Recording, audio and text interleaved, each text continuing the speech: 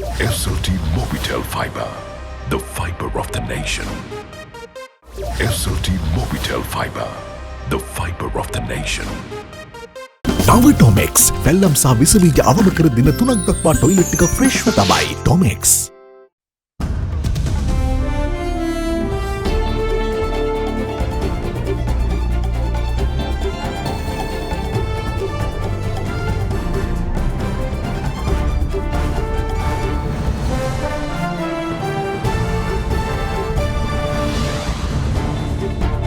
Tonight, the real change. President Gotabaya Rajapaksa calls on the country's farming community to have faith in the government in its efforts to go green, while reiterating that a hardline ruler isn't what 69 million people voted for. Trouble with the jab. US study shows that Pfizer and Moderna vaccines lose considerable efficacy after 6 months. A new approach. Finnish education experts in Sri Lanka to recommend changes. We have been able to develop a culture of trust within the education system. Each year, about 350,000 students enter in the grade 1, and then we have only 150,000 that goes to higher education. We could start STEM education in time. Confession. Sapugaskan, the murder victim's friend, and her husband arrested over the crime. All that and much more coming up on First at 9, this Saturday, the 6th of November, 2021.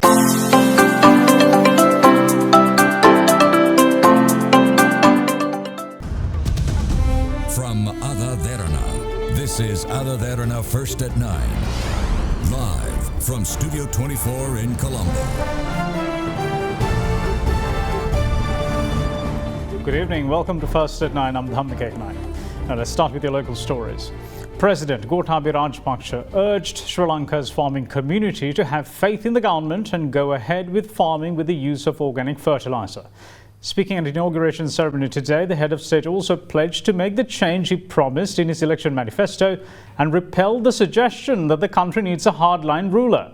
He insisted that it was his policies that made people vote for him and nothing else. President Gotabaya Rajapaksa declared open 1,500 roads which were renovated under the project to carpet 100,000 kilometers of roads.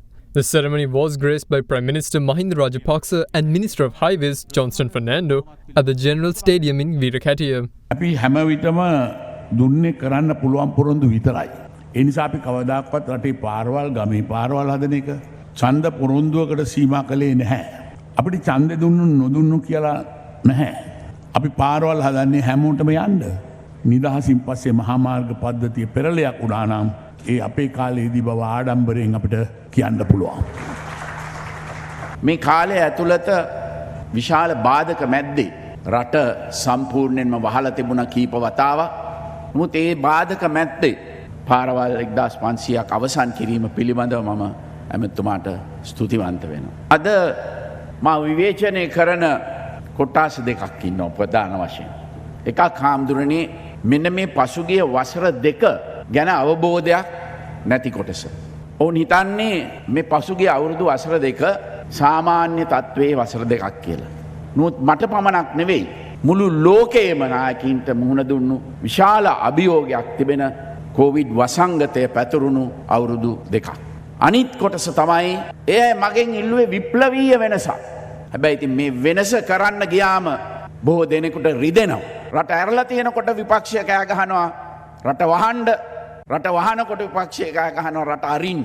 අද ගොවි මහත්තුරු කියලා මම දන්නේ නැහැ ඇත්තටම ගොවි මහත්තුරුද කියලා උද්ඝෝෂණ කරනවා. ගොවියව බලාගත්තේ මොන ආණ්ඩුවද? මම බලයට එනකොට වී රුපියල් 25ට විකුණ ගන්නට බැරුව හිටියා. එදා පොහොර වලට මුදල් ගෙව්වා. මම ඇවිල්ලා ඒ පොහොර නිකන් දුන්නා. එදා රුපියල් 25ට විකුණ ගන්න බැරි වී වලට රුපියල් 50ක සහතික මිලක් දුන්නා. ඒ සහතික මිල 50ට දුන්නත් අද 60ට 70ට 80ටත් විකුණනවා. කමක් නැහැ ඒක යන්නේ ගොවියට. දැන් අවුරුදු දෙකක් අපි රසායනික පොහොර නිකන් දුන්නා. 69 ලක්ෂයක් තමුන්නාන්සලා මට ඡන්දේ දුන්නේ මගේ මූණට නෙවෙයි. මම ඉදිරිපත් කරපු ප්‍රතිපත්ති වලට. ඒ ප්‍රතිපත්ති වල පැහැදිලිවම අපි ප්‍රකාශ කරා අපි හරිත කෘෂි කර්මාන්තයකට යනවායි කියන එක. අපි පැහැදිලිවම කිව්වා කාබනික පොහොර නිෂ්පාදනය කරන්න මේ රටේ කියලා. මට අවශ්‍ය නැහැ ගොවි ජනතාවට කිසිම අපහසුතාවයක් ඇති කරන්නට. මට අවශ්‍ය නෑ ගොවි ජනතාවට බලෙන් කාබනික පොහොර වලට යන්න. නමුත් මම කරේ හරිදේ පොරොන්දු වෙච්ච දේ. සමහර අය කියනවා අපි බලාපොරොත්තුනේ මිලිටරි ක්‍රමයේ මිනිහ ගෝඨාභය කෙනෙක් කියලා. මට පුළුවන් හැබැයි ඒ කියන්නේ දැන් ගොවි මහත්තයාට කාබනික පොහොර භාවිතා කරන්න කියලා කිව්වම මට පුළුවන් බෙල්ලෙන් අල්ලලා හමුදාවක කියලා පාවිච්චි කරපන් කියලා කරන්න. මට එහෙම කරන්න අවශ්‍යතාවයක් නැහැ. ඒකද බලාපොරොත්තු වෙන්නේ නැහැ. සමහර අය කිව්වා මම ආවොත් ප්‍රජාතන්ත්‍රවාදය නැති වෙයි කියලා. ඒ අයම කියනවා අයියෝ අපි බලාපොරොත්තුනේ ඔහොම කෙනෙක් නෙවෙයි. හමුදාවේ වගේ කෙනෙක් කියලා. පුළුවන් මට ඕන නම් කරන්න. නමුත් මේක ප්‍රජාතන්ත්‍රවාදී රටක්. අපි දන්නවා බොරු චෝදනා නගලා අදත් අපි රටක් හැටියට ජිනීවා වලට යනවා මානව හිමිකම් උල්ලංඝනය කරා කියලා. මට එහෙම කරන්නට ඕනේ නැහැ අපේ රටට. නමුත් මම පොරොන්දු වෙච්ච ඒ විප්ලවීය වෙනස මම කරනවා. එදා අපි දැක්ක වීඩියෝ එදා යහපාලනය යටතේ ජනාධිපතිතුමා අගමැතිතුමා යනකොට විශාල කාර් ප්‍රමාණයක් යනවා පාරවල් වහලා ඇම්බියුලන්ස් යනවා ෆයර් බ්‍රිගේඩ් එකත් යනවා. මොකද මම ඒව නැති කරා. දැන් අපි ඔක්කොම මගේ යන්නේ ආරක්ෂක යාන දෙකයි. ඇත්තටම ඇමරිකාවේ මම ගිය වෙලාවේ මගේ පිටිපස්සෙන් වාහන 15ක් ආවා. ග්ලාස්ගෝ වලත් ඒ වගේ. මට අපි මෙහෙ යන්න ඕනේ නැහැ එහෙම. එහෙම යන්නේ නැහැ. මම එක්සත් ජාතීන්ගේ සම්මේලනයට ගිහිලා හිටියේ සාමාන්‍ය හෝටල් එක. මගේ භාර්යාව මාත් එක්ක ගියා. එයාගේ ටිකට් එකට මං සල්ලි ගෙව්වා. මාත් එක්ක 7 දෙනයි ගියේ. බෑ එතෙන්ද කිව්වා ඒ වැඩ කරපු අපේ ඉස්සෙල්ල ජනාධිපතිතුමා නම් මෙන්න මෙහෙම ගෙනාවා. අර හොඳ හෝටලේ හිටියා. ඒ ඔබතුමා මෙතන ඉන්නේ. ආවනේ මාද්දෙන් ආවා. කට්ටිය ආවා. ඒ ඔබතුමා එකට ගෙන්නවේ නැත්තේ. මම එහෙම කළේ නෑ. ඒක තමයි වෙනසක් කරන්න ඕන. අපි සෞභාග්‍ය දැක්මේ ඉදිරිපත් කර තිබෙන ඒ විප්ලවීය වෙනස කරනවා. මම බලයට පත් වුණු වෙලාවේ තරුණයන් ඉදිරියට ඇවිල්ලා අර තාප්පවල චිත්‍ර ඇඳා පුරන් වෙලා තිබුණු වගා කළා. මවුන්ට නැවත ආරාධනය කරනවා. මේ රජය අපිව විශ්වාස කළා නැවතත් ඉදිරියට එන්න මේ කුඹුරු ගොවිතැන් කරන්න බය වෙන්න එපා. මේක විශාල වෙනසක්. එක පිටම පොහොර වෙනස් කිරීම. අපි බලමු. අපිට පුළුවන් නම් මේක කරන්න. අපේ රටේ ව්‍යවසායකයන් ඇති කරන්නට පුළුවන්. පර්යේෂණ පවත්වන්නට පුළුවන්. අපිට ඒක කරන්න පුළුවන් නම් අපිට කියන්නට පුළුවන් මේක පළවෙනි රට ලෝකේ මේක කරපු. ඒක වෙනුවෙන් අපිට වැඩියෙන් සංචාරකයන් ගෙන්න ගන්නට පුළුවන්. අපේ මේ ආහාර පිටරට යවන්න හොඳ විදේශ විනිමයක් ගන්නට පුළුවන්. මේක අභියෝගයක්. තමුන්නාන්සලාගෙන් ඉල්ලා සිටිනවා ගොවි මහත්තුරුන්ගෙන්. අපි වගා කරමු බලමු. Big 3. Moving on with other local news, a new study conducted in the United States has revealed an alarming decline in effectiveness in the Pfizer, Moderna and Janssen vaccines. The efficacy of the jabs that once stood at 89% had fallen to 58% and as low as 13% 6 months after the scheduled dosage had been administered. This has prompted health experts to renew calls for the adherence to health and safety guidelines once more. A study conducted on nearly 800,000 Americans revealed that the effectiveness of the Pfizer, Moderna and Janssen vaccines had waned over a period of 6 months. Accordingly, the Pfizer vaccine, which showed an effectiveness of 86.9% in March, had dropped to 43% by September. The efficiency of the Moderna vaccine, which stood at 89.2% in March, had fallen to 58%, and the Janssen jab's efficacy had waned to 13% from its former high of 86.4%. The research had been carried out at a time when the Delta variant had been the dominant strain in the United States. As such, the recommendation of the researchers in face of the waning efficacy is the adherence to the health and safety guidelines. එන්නත් කරණයෙන් ලැබුණු ආරක්ෂාව අඩු වෙනවා කියන පණිවිඩය සුබදායි තත්ත්වයක් නෙමෙයි. විශේෂයෙන්ම අපත් Pfizer සහ Moderna එන්නත් සෑහෙන ප්‍රමාණයක් අපේ රටේ දුන්නා. ඒත් එක්කම අනිකුත් එන්නතුත් අපි ඊටාම සාර්ථක විදිහට ලබා දුන්නා. මේ පර්යේෂණ දත්ත පිළිබඳ නිරන්තරයෙන් අප අවධානයෙන් සිටිනවා. මේ පර්යේෂකයන් යෝජනා කරන දේ තමයි බූස්ටර් එන්නත තුන්වෙනි මාත්‍රාවක් ලබා දීම සහ මුහුණු ආවරණ පැළඳීම කිනක අතර පරතරය තියා ගැනීම තමයි මේකට විකල්පයේ විසඳුම හැටියට වුන් හඳුන්වා දෙන්නේ. බරපතල ලෙස ආයෝජනය කරනවා මුහුණු ආවරණ පළඳින්න එකිනෙක අතර පරතරය තියාගන්න පරිස්සම් වෙන්න කියන කාරණේ. Even before the waning vaccine efficacy came to light, the omens weren't good in Sri Lanka. The new daily cases are once again on the rise. Yesterday, 628 new cases were confirmed 3 weeks after the number last breached the 600 mark. Health authorities say that this trend is a direct result of the people underestimating the threat of the virus and their non-compliance to basic health guidelines. What we have observed is the people are more relaxed right now and they are not adhering to the health guidelines, and especially they are not wearing masks, not adhering to the other rules. People are going for parties, picnics, trip, and they are enjoying. We know that they should enjoy, but we should remember that we have opened up country after a very difficult period, so we should not relax straight away. We should adhere to the health guidelines at least another 2-3 months until we get a good control of the disease. Once we start giving booster dose for the community and once it roll out, we will be getting more control over this. So if you want to keep the schools open, and we should start the other classes, that is O-level and A-level, as well as other classes of the schools also,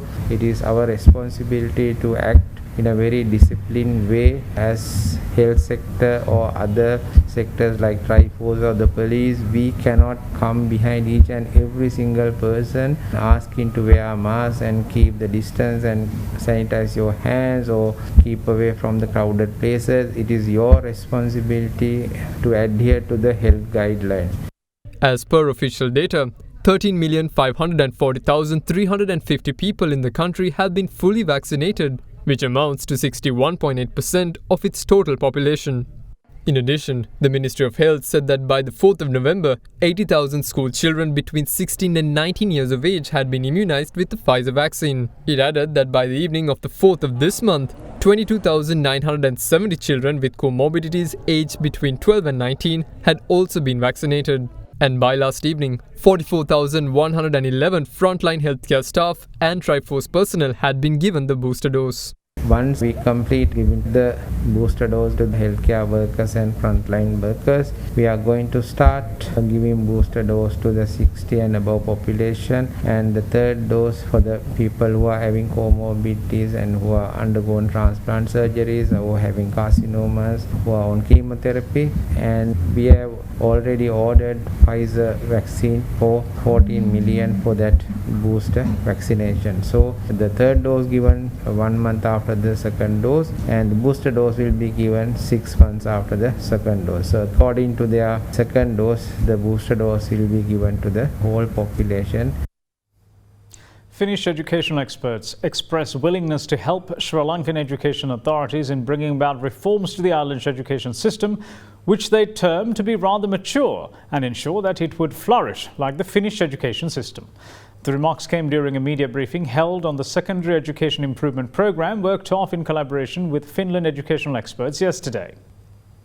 Compared to Finland, the education system and the tradition of education in Sri Lanka is very mature. Since gaining its independence in 1917, Finland made a deliberate choice to invest in education and educational development in the country. High quality teacher education, continuous curriculum development, educational leadership development, and sustainable education policy, they all have been the key factors in making the Finnish education system a success story of a small nation. During the past few decades, we have been able to develop a culture of trust within the education system. Trust between learners, teachers, parents, education officials, school principals. This is the experience we are very happy to share also in Sri Lanka. Meanwhile, also addressing the media conference on the Secondary Education Improvement Programme held in collaboration with the Finland educational experts, Secretary to the Ministry of Education Professor Kapila Perera gave an overview of the country's school system. The alarming fact noted was that from around 350,000 students entering grade 1, only around 150,000 progressed to some manner of higher education. In our school system, the gross enrollment ratio is very high when it comes to the general primary education and the secondary education. So we have the dropouts from the general education, the primary education, which is a lower number. So that is where we have the unskilled and the semi-skilled. But when it comes to the tertiary education, we have limited numbers. So our composition in this human capital development in the education system, we have to rethink and we have to re-strategize to identify what is the workforce that is required, in what shapes, in what forms that we have to nurture these children who are entering each year. About 350,000 students entering the grade 1, and then we have only about 40,000 which has access to the state higher education universities, and there's another 80,000 that goes into the non-state higher education. So all in all, we have about 150,000 that goes to the higher education after the GCA level. We have 10,155 schools to be precise, but there's huge variation in the numbers of children out of this 10,155. The total number of students which are from 1 to 50 is 1,439. And the less than 100, total number is roughly around 2,962. Then if you take less than 200 is 50%, that is 5,131. Then if you go to less than 500 in total number, which is about 76%, 77%. And if you go to less than 1,000, that is about 90%. So others is only 10%. So this is our composition. Why education reforms are required? Because we need to prepare a better force so that we will meet the challenges in the world of work. In the meantime, State Minister of Education Reforms, Open Universities and Distance Learning Promotion Susil Premajayantha during his address noted that inadequate skills is a problem for the island and it needs rectifying. In 1944, we had our literacy rate somewhere around 46%. Now we have 93 to 96% literacy rate. So we are the highest in the South Asian region. Now the issue is, in education we talk about three main pillars. That is knowledge, skills and attitudes. We are very rich in knowledge. The attitudes also, we are very rich in attitudes. But the issue is the skills. We have to improve a lot. In nearly about 100 countries, including Finland, you have introduced STEM education. Now it's STEAM, science, technology, engineering, arts, mathematics. But unfortunately here, of course, we couldn't start STEM education in time. About 2 decades ago, some of the countries started STEM education. I can remember, in the year 2017, students who sat for PISA test showed their results. And then in the year 2017, Singapore came first in PISA test. And Finland also always within first 5 countries. So we have to introduce the emerging technologies from school days. Artificial intelligence, nanotechnology, biotechnology, 3D. I visited Iran. In their education system, from grade 6, they start introducing nanotechnology. මිලියන 18.8 නිවස ලක්ෂ 5ක් ගෙවා දැන්ම වෙන් කරවා ගන්න mulberry residence. Now, global food prices have risen by an astonishing 31.3% over the past year and now stands at its highest level since July 2011. The global food supplies and prices are under pressure as a result of strong demand, reduced harvests due to extreme weather conditions, hampered supply chains, worker shortages and rising costs. World food prices have escalated to the highest level in more than a decade, driven by strong demand and reduced harvests. Issuing a report, the UN's Food and Agriculture Organization Food Price Index shows that the global prices in October 2021 are up 31.3% from the corresponding month a year ago, the highest since July 2011. According to the FAO Food Price Index, prices have increased for the third consecutive month in October, rising 3% from September, especially driven by a sharp rise in vegetable oil and global wheat prices. Up by 3.2% from September and 22.4% above its level 1 year ago, international prices of all major cereals have increased month on month. As a result of reduced harvests from major exporters including Canada, Russia and the United States, the price of wheat has surged 5% in October to stand at 38.3% year-on-year high. Firmer prices for palm, soy, sunflower and rapeseed oils led to a 9.6% jump in the vegetable prices in October, marking an all-time month-on-month high.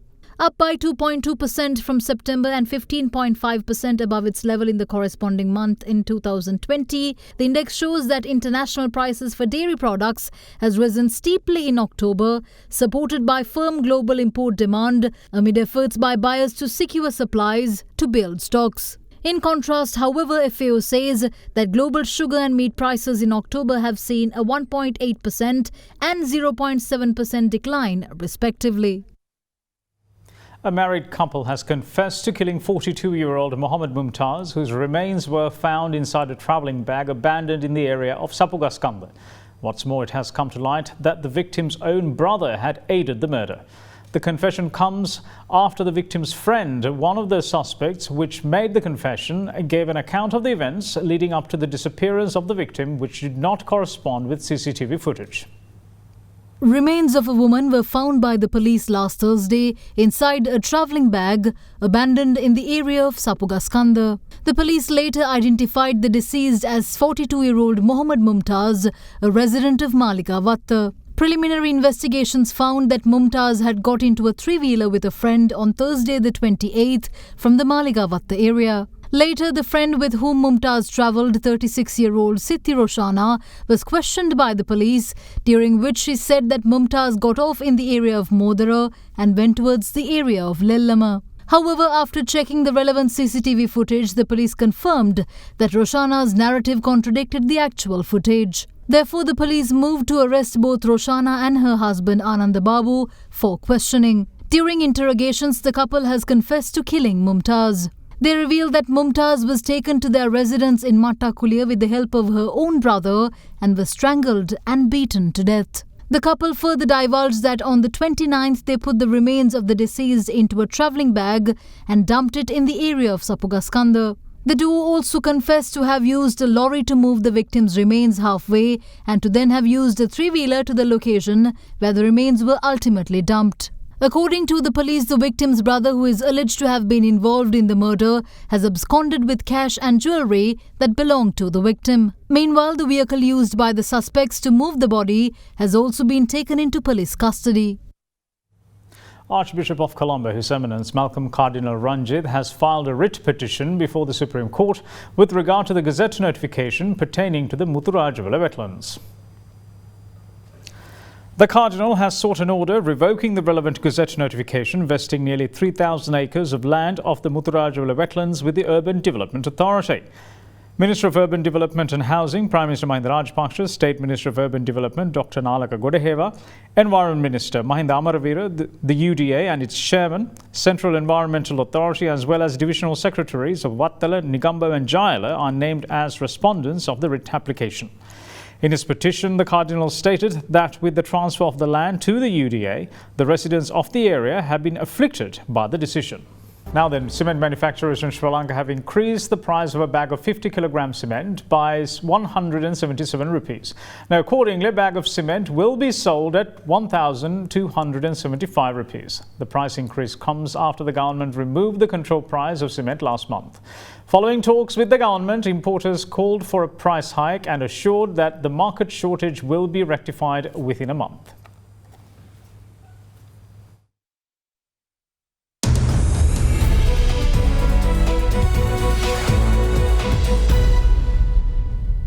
Now, then, oil prices settled higher yesterday, fueled by renewed supply concerns after OPEC Plus producers rebuffed a US call to accelerate output increases even as demand near pre-pandemic levels. Brent crude rose $2.20 to settle at $82.74 per barrel, while US West Texas Intermediate crude gained $2.46 to $81.27. The Organization of the Petroleum Exporting Countries and Allies, including Russia, agreed on Thursday to stick to their plan to raise oil output by 400,000 barrels per day from December. US President Joe Biden had called for extra output to cool rising prices. Director of Energy Futures at Mizuho America's Bob Yoga is quoted saying that the OPEC's decision to stay the course and the Biden administration's lack of a substantial response is keeping the oil rally continuing. He says that only a coordinated effort with China and others involved would address the lack of barrels in the market. Brent fell for a second straight week, slipping about 2%, while WTI shed 2.7%. The S&P 500 scored another record high yesterday and booked a week of solid gains following a strong US jobs report and positive data for Pfizer's experimental pill against COVID-19. The Labor Department report showed US employment increased to more than expected in October as the headwind from the surge in COVID-19 infections over the summer subsided. A trial of Pfizer's experimental intravenous pill for COVID-19 was stopped early after the drug was shown to cut the chances of hospitalization or death for adults at risk of developing severe disease by 89%. Pfizer shares jumped and the news kept the run going for equities after investors earlier in the week digested the Federal Reserve's decision to start reducing its monthly bond purchases put in place to support the economy. The S&P 500 gained 17.47 points to end at 4,697.53, while the Nasdaq Composite gained 31.28 points to 15,971.59. The Dow Jones Industrial Average, meanwhile, also rose by 203.72 points to 36,327.95. And that's it from all of us here at First at 9. Thanks for watching. Bye-bye.